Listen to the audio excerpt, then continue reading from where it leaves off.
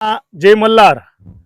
आज वर्षातील हा पहिला सण आहे आणि या सणाला आम्ही मराठी भाषेमध्ये आखाडी म्हणतो आणि संस्कृतीमध्ये याला गुरुपौर्णिमा म्हणल्या जाते.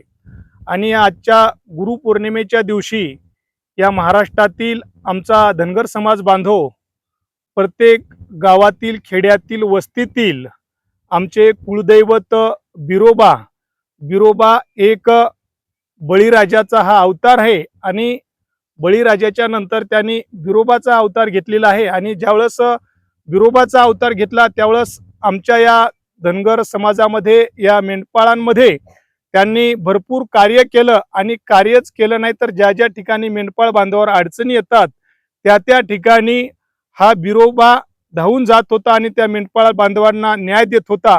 आणि तीच संस्कृती भारतीय संस्कृती नियमाप्रमाणे आम्ही धनगर समाज बांधवांना आजपर्यंत आमची ती कायमस्वरूपी परंपरा या ठिकाणी चालू ठेवलेली आहे.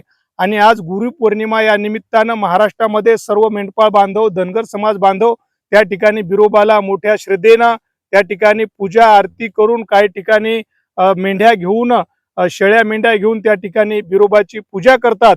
आणि म्हणून आम्ही देखील सुद्धा या ठिकाणी आज छोट्या छोट्या मुलांनी बिरोबाची आणि बाळूमामाची आरती घेऊन त्या ठिकाणी खऱ्या अर्थानं गुरुपौर्णिमा व आखाडीचा सण या ठिकाणी आम्ही सर्व समाज बांधवांच्या माध्यमातून या ठिकाणी मोठ्या उत्साहाने साजरा करत असतो.